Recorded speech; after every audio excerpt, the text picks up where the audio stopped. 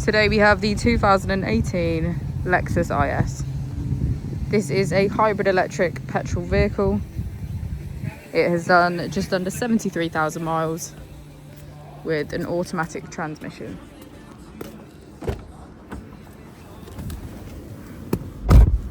To the left of our steering wheel, we have voice control as a feature, as well as automatic headlights and our keyless ignition. On the right, we have cruise control, distance alert, and our automatic wipers.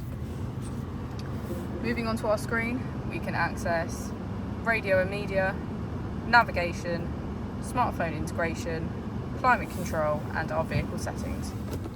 If we put the vehicle into reverse, we can see that it comes with a parking camera.